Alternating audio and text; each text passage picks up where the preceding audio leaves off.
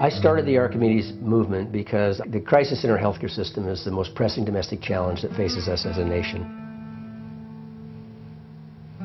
I'm John Kitzhaber. Over the last 30 years, I've had the great good fortune to practice medicine in the emergency room, to serve in the legislature as Senate President and 2 terms as Governor of the state of Oregon.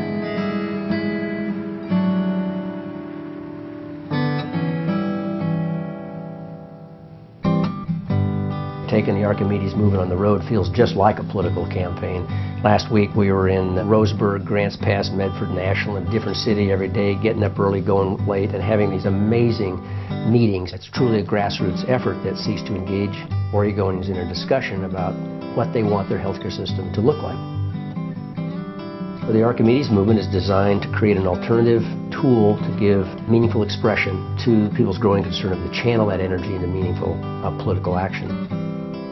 People want to engage, people want to shape the future. They know there's a problem. They want to believe they can make a difference. And it's not a partisan issue. A heart attack knows no party registration or political philosophy. So it's essential that we engage now and take charge of this issue and shape our own future. And I think we can do that through the Archimedes Movement.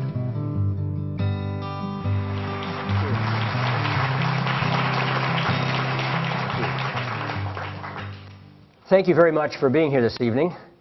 My purpose tonight is to impress upon you the urgency of the growing crisis in our healthcare system and to offer you a message of hope and a message of empowerment. A message that through the Archimedes Movement, people here in the state of Oregon can make a difference. Archimedes, as you probably know, is the Greek mathematician who invented the lever and who once said, "Give me a place to stand and a lever, and I can move the earth." Oregon is the place to stand. Together, we're going to create the lever that will force the kind of change in our healthcare system that we so desperately need.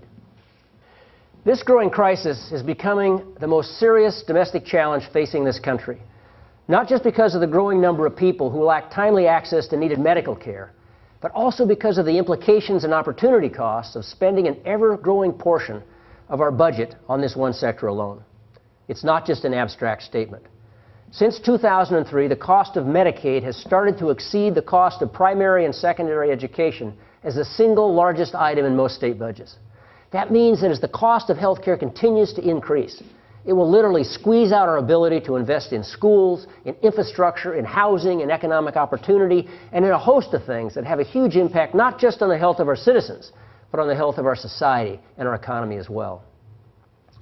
And the cost of health care is soon going to become the single leading driver behind our national debt. A couple of months ago, you might have noticed that the United States Congress voted to raise the statutory debt ceiling by $870 billion to accommodate a $9 trillion national debt. Do you have any idea how much $1 trillion is?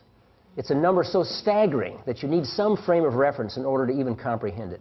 Let me offer you one, and you might want to check this out on your calculators when you go home. I did, because it's very hard to believe. 1 million seconds ago was last week. 1 billion seconds ago, Richard Nixon was leaving the White House. 1 trillion seconds ago was 30,000 BC. Our national debt stands at $9 trillion, and it's escalating even as the population ages. And while Congress and the administration are concerned about Social Security, the real problem is Medicare. The Social Security gap is around $5 trillion, but by comparison, when my generation reaches 65, the unfunded entitlement in Medicare will exceed $65 trillion. And we're financing that by selling securities to China and Japan and other countries that are still willing to purchase them. What do you suppose will happen the day China, for example, says we're no longer willing to underwrite U.S. deficit spending? That's the day the stock market crashes and interest rates soar. That's the day we have a currency crisis. Now, there are people who will tell you that that won't happen because China wants our economy healthy so we can buy their goods and services. The point is, it's no longer our decision to make. We've given that huge part of our future over to one of our major international competitors. My point is that the window in which we can act and still actually shape our own future is rapidly narrowing, and we need to seize the moment. Towards that end, I have 3 objectives this evening. First, I want to strip our healthcare system down to its bare bones so that you can see and understand its many contradictions and inequities. Second, I want to offer a straightforward vision for what our healthcare system could look like in this country, what it should look like. And finally, I want to offer a plan for leadership and direct action through which the people of this state can force the kind of serious national debate that we so desperately need. Let me begin with a personal story. A few years ago, I took a friend of mine on a raft trip down the Rogue River. This was someone who was born and raised in inner city New York, had never been in this kind of environment before. And it was August. The salmon were running. There were a lot of fish on the banks, dead fish, and fish swimming in the river.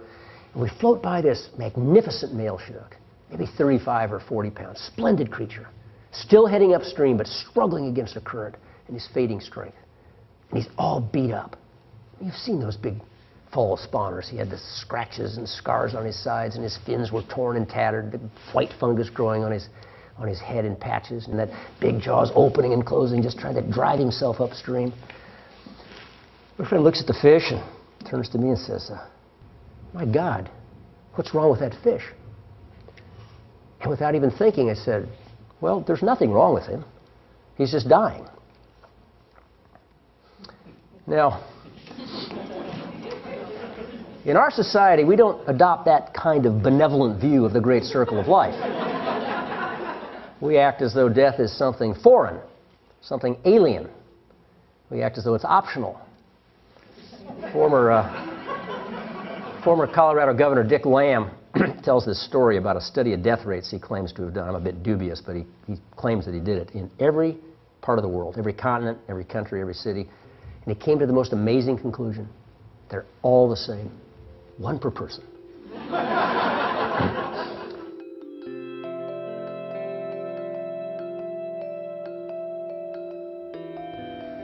But in this country, through our medical system, we have developed an almost unlimited array of diagnostic and therapeutic interventions with which we seek to combat disease and disability and stave off the inevitable consequences of aging. And this, in turn, has produced this huge industry that's committed not just to developing these technologies, but to financing and delivering them for the benefit of individuals. And if you view this from an individual standpoint, it is miraculous. We produce miracles every day in this country and in this state. But if you step back and view it from a societal standpoint, there's a darker side. Because this arrangement wouldn't create a problem if everyone could afford the cost of his or her own health care. So all the benefits of modern medicine would accrue to the individual, and the individual would finance that cost with their own personal resources. So no public resources would be put at risk. That's clearly not the case today. In 2006, we increasingly rely on limited public resources to finance the cost of care for individuals. So my first point this evening is that I believe that the allocation of public resources and who benefits or doesn't benefit from that allocation lies at the heart of the healthcare debate. We're not really arguing about people's private after-tax dollars. If you can afford the cost of your own health care, you're not the problem. You may think it costs too much. You're probably right. But you're not the system problem. Thank you.